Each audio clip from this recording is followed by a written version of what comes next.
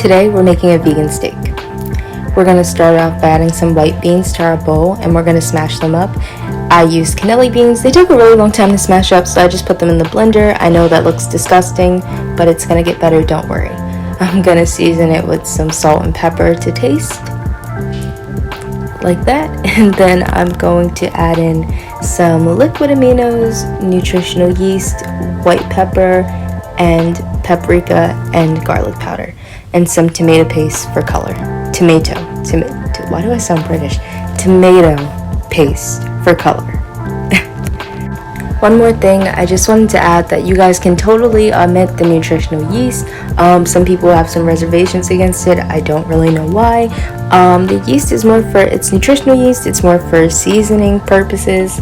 Yeah, it's not gonna harm you or anything. Also, I forgot to add that I also put in liquid smoke.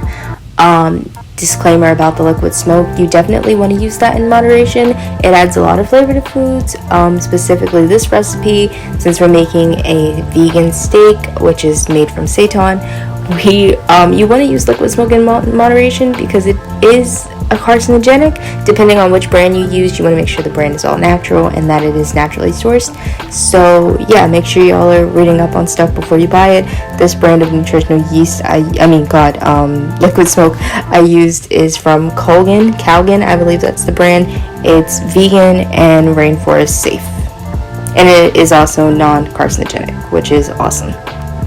Another thing I wanted to add while I'm still seasoning this, I'm so sorry to my folks that are gluten intolerant or have celiac. This recipe is not for you because we are using Vital Wheat gluten flour, which is used to make most vegan meats. However, there are amazing vegan alternatives that you can use to make a vegan steak. That video will be coming up soon. Don't worry, I got y'all.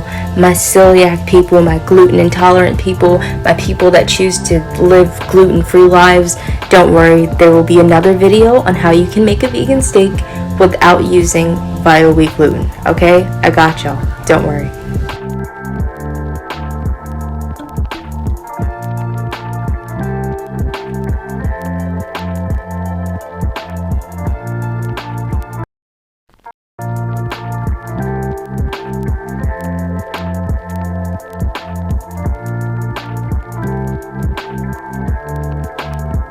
And once all of our seasonings are in, we're just gonna mix this up.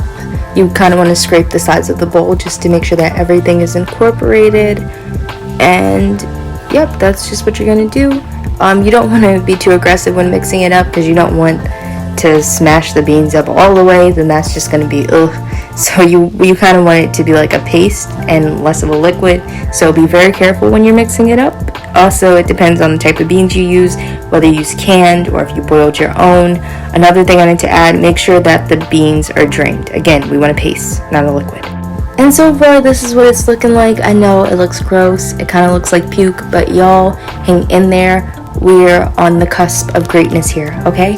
Now we're adding in about 1 cup of Vital Wheat gluten flour. This is what most seitan is made out of. Seitan is a vegan meat alternative. Feel free to do some research about it, but it's literally been around for centuries. And now I'm adding in some vegan beef broth, or you can use regular vegetable broth. The brand I use were Edward & Sons bouillon cubes. I just use one with about 2 cups of water. So we're going to put in about 1 cup for this, but you kind of want to eyeball it because you really need this to get sticky, to get like meat-like, and y'all will see what I'm talking about. But my vegans know what I mean. You kind of want to make a dough, a stretchy dough. And I had to add in I had to add in more flour because it was just too sticky at that point. And I also needed some for when I need this. I needed more flour to knead it. You get what I'm saying. Alright, so put this on my cutting board. I'm gonna knead this a little bit. It's okay if some of the beans are still in there, like y'all saw that, because that's gonna like, it's, I don't know, it's gonna work, but y'all will see once I make this. So we're gonna move this around a little bit. Knead it for about 5 minutes. I don't think I kneaded it for that long. It was probably a minute, 2 minutes, for however long I'm gonna be talking for. And once I'm done doing this, I needed this for a while. It's about a minute. Alright, so once I'm done, I'm kind of gonna form a little, I'm gonna form a little ball. And now we're gonna take our knife and cut halfway down the middle with it, like someone in the middle, and then we're gonna go again and cut it sideways, so we have fourths, and then we're gonna cut those fourths into 6. You can keep it as fourths depending on how big and how thick you want your steaks. We're also gonna roll these out, by the way. So depending on how big and how, wide and thick you want your steaks, that's how you're gonna cut them. I'm just gonna cut these into 6, and I'm gonna take a few pieces and roll them out, which y'all will see in a second.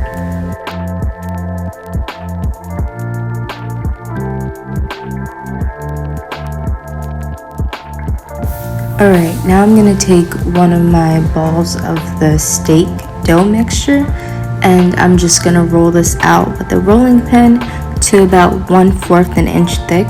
You don't want to make them too thin, and you also don't want to make them too thick, because you have to wrap these in aluminum foil and steam them for 45 minutes. So if they're too thick, they're going to really plump up once they're steamed, and then when you cook them in the pan, they're just going to be really thick. But if you want a thicker cut, you can obviously not roll them as flat as I did, and if you want them thinner than this, you can totally go for it. If you're going to go for a thin steak, I recommend steaming these for about 30 minutes as opposed to 45 minutes, and then searing them on 5 minutes for each side.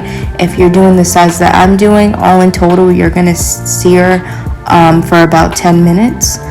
But you really want to eyeball it, and it all depends on how seared you want your steak. And yeah, so after I do, roll these out, let me show you guys what these are looking like. This is what they look like.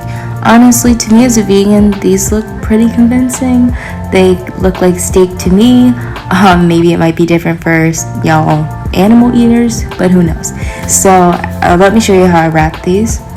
I take a piece of aluminum foil and kind of put my vegan meat, my vegan steak, on the center of it, and then I'm just going to fold one side and fold the other side over, and then just repeat with the sides.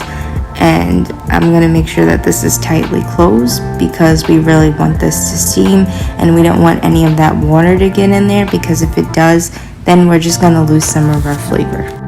I wanted 3, but I ended up only making 2 steaks because that was all that my steamer and my pan could fit. So while those are cooking, I'm gonna go ahead and make my marinade. I'm just gonna take some of that leftover vegan broth. It's vegan beef broth. There's about a cup left of this, so I'm just gonna pour that into a bowl. And then a majority of the seasonings that we added into the steak, I'm just gonna put in this marinade. So I'm gonna go in with some liquid aminos. I was very heavy-handed with this. You don't have to put that much because it's going to make the mixture too salty. You also probably won't need salt as I'm putting in, but I put in sea salt, some liquid smoke, actually a lot of liquid smoke for that, meaty sort of taste. Some nutritional yeast just to give it a more umami flavor, like meat, and some paprika, and I also put in white pepper because I just feel like that gives meat recipes a really great meat taste. Some garlic powder, some smoked paprika as well, some sesame oil. This really helped bring out the meat flavor. It was just really good. Some lemon juice, some olive oil, some thyme, some tomato paste, and yeah, that was it. I believe that was it for our seasonings. And I also put a little bit of pepper, and some thyme. Did I say thyme already? I'm not sure. But that's what I put in. This is what the marinade looked like. And once my steaks are done, I unwrap them. This is what they look like. You can kind of see there's like some fat pockets right there, which is really cool because then it really resembles meat, and it's just so perfect when you bite into it. But I'm just gonna let these marinate. I believe I let these marinate for about 15 minutes, but that was too long because it made them really salty. But then again, I just overly seasoned. So you can let these sit for about 5 to 10 minutes, If you're going to do an overnight marinade, I recommend not putting salt in the mixture and just like seasoning it to your liking, but don't go heavy with anything that has salt in it, or else it's just going to make this really salty. But if you go for a thicker steak, then it should be fine. So while those are marinating, I just put on some garlic and some vegan butter and olive oil in the pan. And after 15 minutes, these are what my steaks look like. I put them in the pan, put a little bit of that marinade in there as well, and this is what it first looked like. Then once I got a nice char, this is what it was looking like. And oh my god, guys, the smell of this was amazing. And yeah, then I just ate it with some vegan string beans and some roasted Cajun sweet potatoes. And this is what it looks like when you bite into it. It was absolutely delicious, and I will definitely be making this again soon. Try it out and let me know your thoughts. I hope you love it as much as I did. And if you don't, don't do anything at all. Peace.